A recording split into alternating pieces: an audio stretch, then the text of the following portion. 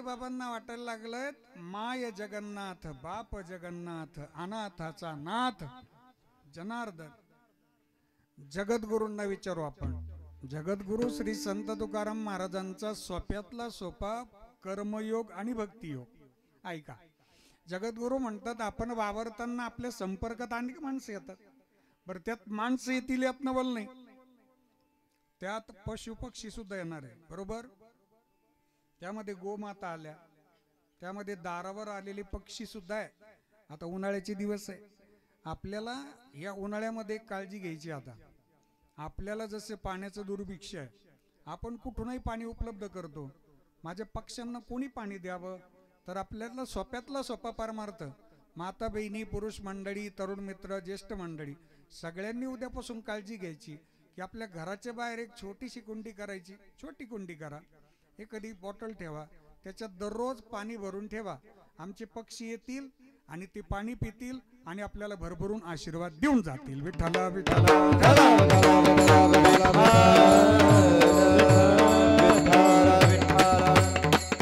सोप्यातला सोपा परमार्थ आहे. जगद्गुरु श्री संत तुकाराम महाराजांनी गाथ्यात वर्णन केलेलं आहे. हो, जगद्गुरूंचा गाथा म्हणजे फार प्रासादिक आहे तुमच्या माझ्या करता. जगद्गुरूंनी एक सोपा भक्तियोग सांगितला की आपल्या सानिध्यात येणारे जेवढे पशु पक्षी प्राणी असतील प्रामाणिकपणे त्यांची सेवा करा. आणि माझे गुरुवर्य नित्यस्मरणीय सद्गुरू श्री नारायणगिरीजी महाराज एक वाक्य सांगायचे की आपल्या दारावर आलेला जो माणूस आहे त्याला तुम्ही अर्धी चतकोर भाकरी द्या, त्याला विनमुख जाऊ देऊ नका. नसल स्वयंपाक तयार ना तर त्याच्या हातावर साखर द्या, त्याला कपभर पाणी द्या, झाला परमार्थ. विठ्ठला विठ्ठला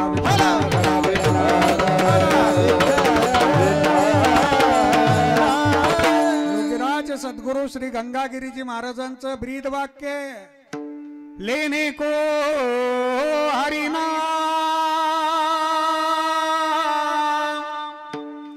देने को अन्नदान तरने को लीनता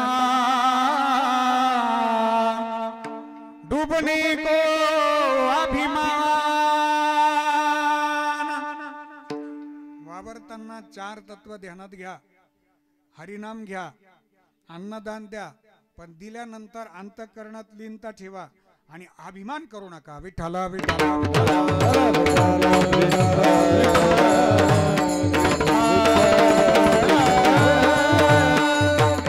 जगद्गुरु श्री संत तुकाराम महाराज फार गोड चिंतन करतात. सोप्यातला सोपा परमार्थ भूत दया गाई पशुंचे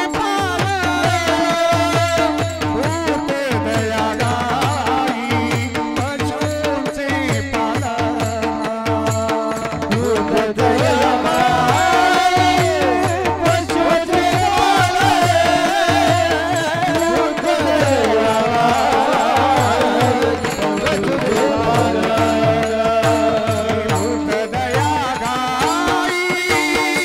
पशुंचे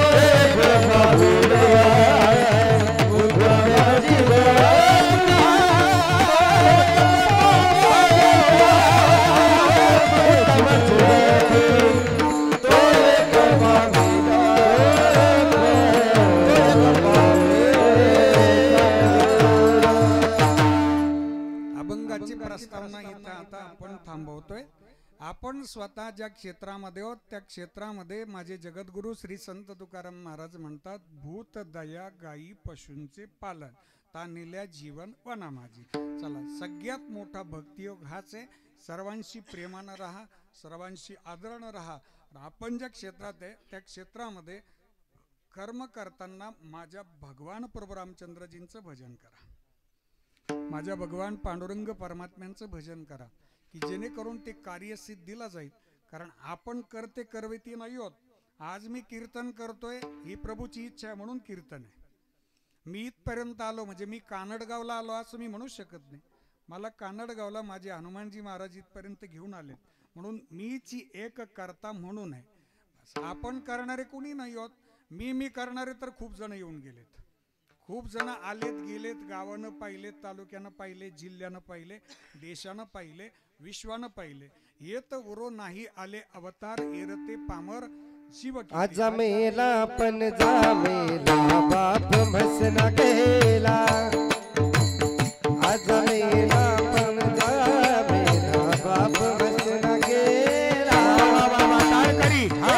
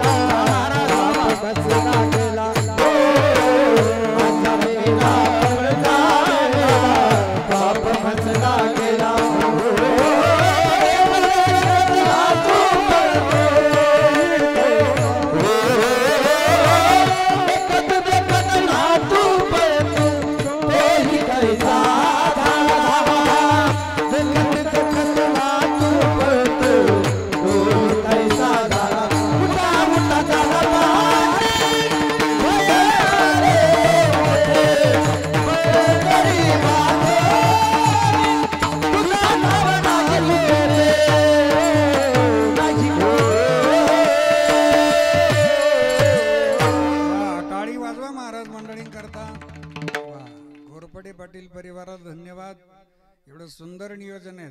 आजोबा गेले आपले, पंजोबा गेले, हापर पंजोबा गेले, पण या सगळ्यांमध्ये नातू पंतू हे सगळे पिढ्याना पिढ्या मंडळी येऊन गेलेत. पण शिल्लक कोण राहिलेत ज्यांनी आपलं कर्म प्रामाणिकपणे केलं तेच. बोटावर मोजणीत महात्म्यांची नावं शिल्लक आहेत. मग ती नावं शिल्लक राहण्याकरता, आमचं कार्य सिद्धीला जाण्याकरता, आमच्या कार्यामध्ये नम्र भाव राहण्याकरता आमच्या अंतःकरणामध्ये प्रभूच्या नामसाधनेची आवश्यकता असते. नामसाधना का करायची? का आपला अहंकार वाढू नये म्हणून रामकृष्णारी म्हणतो ना आपण. दादा, जुने माणसं एकमेकांना भेटले की सगळ्यात पहिले काय म्हणतात? सकाळी सकाळी राम राम. राम राम नाही घेतलं कोणी मग काय पद्धत आहे? त्याला जास्त झालं हो. राम राम सुद्धा घेणं आपलं सकाळी सकाळी. हा, राम राम का? कारण आपलं कार्य, आपला दिवसभरचा जो कार्यभाग असेल तो सिद्धीला गेला पाहिजे. हा जिव्हाळा, अंतःकरणातील नम्रता, अंतःकरणातील नीतिमूल्य आणि सद्बुद्धी जर कशामुळे टिकून राहते ना, तर ती नामसाधनेमुळे टिकून राहते. आपलं जीवन हे सुख दुःखाचं समतोल असतंय. एखादा दिवस सुख येतं, एखादा दिवस दुःख येतो. या दोन्हीमध्ये सुद्धा स्थिर राहण्याकरता रामनाम पाहिजेत. ऐका बरं, ऐका. आपण लहान होतो, कधीतरी आपल्याला सुद्धा वार्धक्याकडे जायचंय, आणि आपण वार्धक्यात आलो, कधीतरी आपणही लहान होतो. हा जर विचार प्रत्येकाने केला ना, तर जीवन अतिशय सुखी होणार आहे. हा, आपण समोरचं चुकतो त्याच्या जागेवर जर आपण स्वतः उभं राहिलं ना की आपल्याला कळेल आपली चूक असेल. मग माझ्या ज्ञानदादानं त्रास देणाऱ्यांना सुद्धा कल्याण हो ही प्रार्थना करीत ना दादा. हा, जे काळांची व्यंकटी सांडो तया सत्कर्मी रती वाढो भूता परस्परे पडो मैत्र जीवांचे. खळांची व्यंकटी सांडो. खळ आपल्यात राहणं पण आपल्यात राहून परमार्थाला वाईट म्हणणं. माऊली म्हणतात असं नाही, त्याच्या अंतःकरणात दोष आहे त्याच्यात दोष नाही. त्याच्या अंतःकरणातला वाकडेपणा, व्यंकटी म्हणजे वाकडेपणा. विठ्ठला विठ्ठला.